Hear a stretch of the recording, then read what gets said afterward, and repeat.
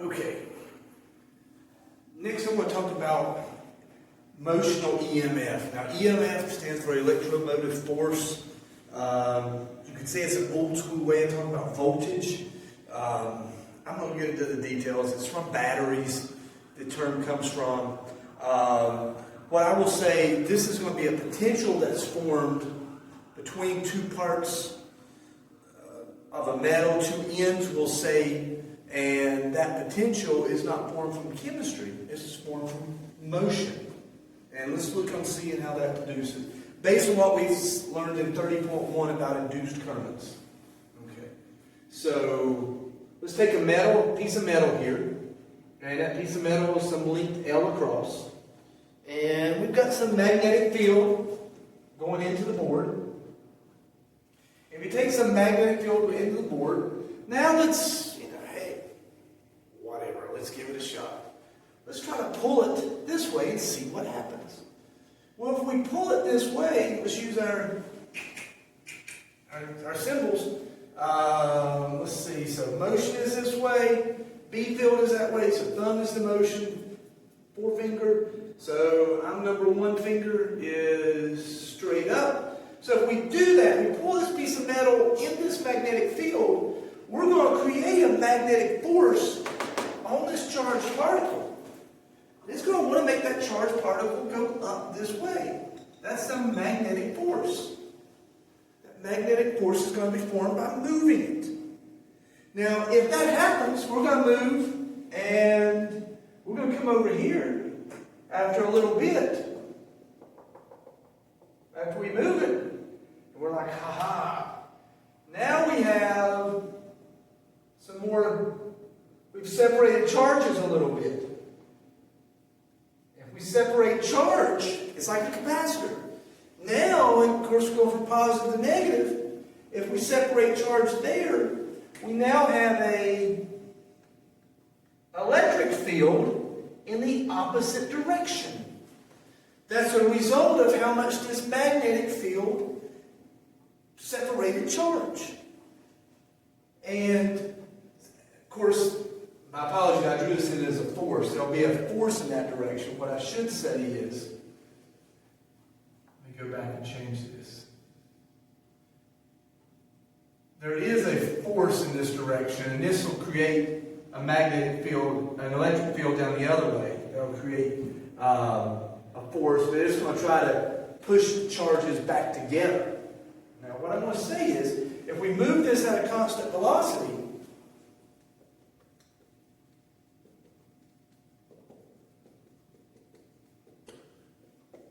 the magnetic field strength and that force that it's causing is going to be equal to the electric. If these are going to be equal, well, electric field is QE. This, since they're all perpendicular, is QVB.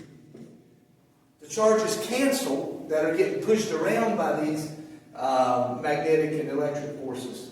And so what we can say is that the electric field is equal to the magnetic field times how fast we move it. So in other words, if we move it faster, this bar, this metal in there, we'll get a stronger electric field generated. And that makes sense. Now, well, let's see if we can get voltage out of this. Voltage, we know, if we convert this delta V, and we're going to look at the voltage from here to there. So basically we're going to put a voltmeter across these 2 points. Because that's how charge is separated. Alright? And what would that be? Well, of course, delta V equals the integral up along this path, and we'll say this is 0, and that's L, because it's of length L. And we're just going to say that's E in the y direction, dy. Now, we're saying this direction's y, and for our case, it's all in the y direction. But that's going to be v times v. And if we now integrate 0 to L dy, Well, that's just V B Y integrated from 0 to L. That's just going to say then that the potential delta V is V B L. It's a function of the length in between it, the strength of the field, and how fast we're moving. And this delta V here is sometimes written as, like this, the induced, this would be the, we're going to call it, induced, call it the motional EMF. Motional EMF. Okay? Now, that's a voltage, but I talked about current. How much current would this make? Well, in a circuit, what do we know? Ohm's law, delta V equals I times R. Right? So what would current be? Delta V over R. Well, we know delta V is little v, and that's velocity, not voltage. Little v, V times L over R. Okay. Now, that would be the current. And then they talk about later on, we're going to look at a situation where, let's take a situation like this. Well, this is a metal. This is a metal rod. And what we've got is, a uniform magnetic field. Some uniform magnetic field going into the board. And what we're going to do, we're going to pull it. We're going to pull on this thing. We'll pull on it. We're going to pull it in that direction. Let's think of inertia and things we've been talking about. Is this thing going to want to move in that direction? Of course, the answer is no. It's not going to want to. Because if it does, if you change it, it's going to create a magnetic field there. And it's going to try to keep that from happening. So what we can say is, how much force will it take against it?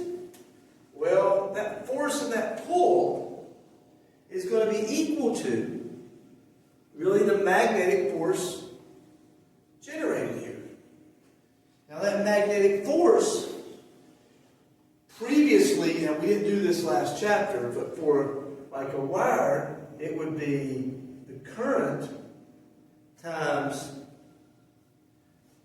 the length of that rod, the length of that rod there. Again, this is 0, let me write this in black, and that's L in length, times the magnetic field. Now, why is that important?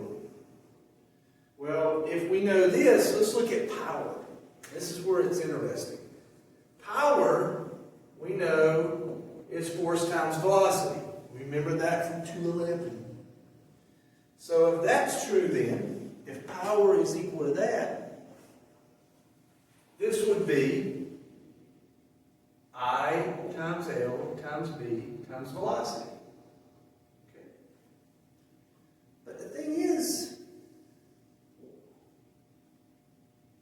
this current, we can write this and this one as, we're going to go back and write this as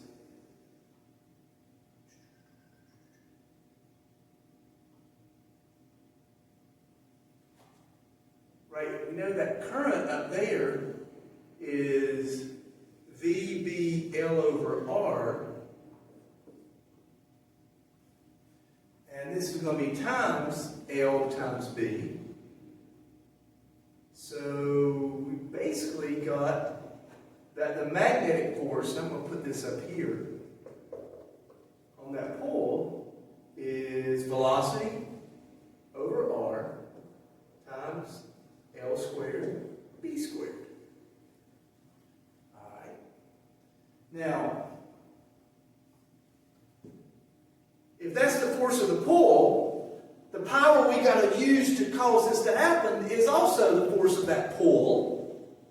So that's going to be change this. Use this instead. This is what happens when I don't edit, and you see the mistakes and how I want to present it. So what I'm going to do is I'm going to multiply this times this term, this force times velocity. And we'll get v squared, L squared, B squared over R. Okay? Velocity squared times the length squared of the rod times the magnetic field squared divided by the resistance. Now, what's interesting, this is the force we pull. This force we pull on it actually creates a back the other way. This power we have to use to make it happen, the power of the pull has to equal the power dissipated in the circuit. Okay. It's basically the power that's kind of created in that circuit. When I say dissipated, it gets used up into making that happen. Well, what do we know about power in circuits? That's I squared times R. We know that. That's from last time. We know that I squared times R. Well, we could then say, and I can't go over here because the camera can't see it. I can set these two equations equal to each other. And I'm going to do this right over here. So let's block that off. All right. So I'm going to say I squared R. This is the power in the circuit. This is equal to the power of the pull. Is going to be equal to V squared, L squared, B squared over R. Okay. Now if we think about it, we'll move this to the other side. I squared R squared. Let's not move it to the other side. Let's move it over here. What we're going to say is that current that would be generated in this would be equal to V squared, L squared, B squared over R squared. Square root of that. What's the square root of that? VLB over R. We can generate current as a function of how fast we move that rod, how long that rod is, that wire that's moving in the field, how strong the field is, and of course divided by the resistance. We want the wire to have low resistance, that metal rod moving in the field. You just looked at a generator, and that's the basis for how generators work. You have to move at a high speed, hopefully, coils of wire in a magnetic field. And you want those wires to have low resistance. So when the power goes out, it causes a tornado, earthquake, I don't know, hurricane, zombie apocalypse or whatever. If you have your generator on a zombie apocalypse, they will hit a generator, and then they'll come running, unless you're going to use it to shock them, or you're using it like as a trap to hang the generator over a spot and dug a big hole like they did in The Walking Dead or whatever. But if you had to use a generator for some reason, let's say, so you want to go off the grid and everything and get away from the man that's trying to hold you down. So on Gilligan's Island, which was my favorite show as a kid, and of course I didn't see it originally, I only saw reruns. But on Gilligan's Island, if you ever watch it on, some of those, or YouTube it, or some of the cable channels that still play it, when they're on the bicycle, and they're doing the thing on the bicycle, charging up the battery for the radio, trying to make a generator, it would work. Now you got to spin it around, and the magnets over time, that would be a problem. But if he's got wire on there, you can make it work. The professor make that happen. Now, one of the things, this is any currents, and running out of board here. I want to explain eddy currents. No, it's not by a guy named Eddie. But what happens is eddy currents is when you have this induced field, once it's induced, it doesn't want to change. It wants to not change. So once it's induced, it wants to keep on there. So it doesn't want to change. It went from 0 to a field. It's like, don't do that. So it tries to not have that happen. So it creates actually currents in this. So what I'm going to do is, I'm actually going to drop these little rubber cylinders here. All right, and they're going to come out.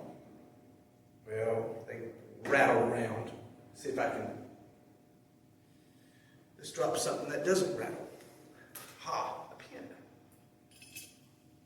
And you can even see it there. See, if I turn it this way, you won't know what's going on. Magic. All right, it goes straight forward. But what happens if I drop a magnet through here? It's slow. Why is it slowing down? As this magnet moves, it creates eddy currents running around this way. As these eddy currents it creates, runs around this way or this way, either way. Actually, it would have to be this way. Because what the eddy current does, it's going to create a magnetic field up that direction. As it creates eddy currents, that current it generates runs around, it's going to push back up. As it pushes back up, it's trying to stop this from moving. Now, it can't, because of conservation of energy and nothing's 100% efficient, it can't stop it. Because it just can't induce as much as it would try, as it theoretically maximum possible, assuming everything was perfect. So as it pushes back up, it slows it down.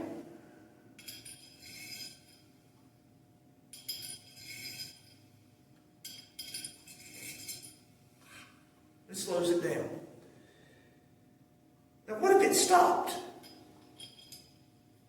Is it producing any eddy currents? The answer is no. So if I stop it, it'll initially follow like normal until it can build up enough speed moving through it to produce a strong enough back field to try to push it up. But it gets to a point where it gets like terminal velocity, it's force down and force up's the same, and it reaches terminal velocity pretty darn quick. Now, that concept also works in magnetic braking. If you've got a car, and especially an electric car, what happens is, or a hybrid, as you put on your brakes, what they'll do is they'll basically set up a circuit where you've got, your disc itself is rotating in a magnetic field. Now, as it rotates, that disc rotates in a magnetic field there, what happens? It's actually creating it's creating eddy currents in that disc, that metal disc. So as it creates eddy currents in that metal disc, that creates a B field on its own and tries to just do the same thing you had here. And you can actually slow things down that way. Now in the process, you can actually, by creating these currents, this magnetic braking can actually act as a generator. And you can actually recharge a battery on a hybrid that way as you put on your brakes effectively. Now, it works somewhat. The good thing is you don't have brake pads. It's just you heat up the disc. That's part of the energy loss. But it actually works. That's magnetic braking. Is it as strong? Well, of course, you're not going to be able to stop on a dime. You may have to get some. It takes more for that, like you would with regular disc brakes, but it can be used to generate electricity. So braking can actually use to generate electricity to charge up your battery in your car if you have a hybrid, or if you have a fully electric car. Okay. Eddy currents have other possibilities. They're actually used in detecting cracks in metals, because what happens is as I move this magnet over a metal, I'm creating eddy currents in it. Now, if I have a sensor beside this magnet, it can sense that induced field. If I have a nice flat metal, If I have a nice flat metal, what happens is I'll get the same, that sensor beside this magnet will read the same induced field. Now, if there's a crack in it, it doesn't let that eddy current get produced, so it'll show a weaker field in that area. So you can actually use eddy currents for checking in cracks of metallic plates. Sensors, tests. A lot of this stuff is very useful. If you understand the physics, you can use it to create some really interesting sensors. Okay? That is section 30.2, Motional EMF. And I'm going to get this real close so you can see it. So there's that. And that. That was that part I did at the end. And here is that constant velocity. That part where I drew it in. So then I went there, then I went up to here. And I went and solved, and of course found the power. And from there, there. Okay.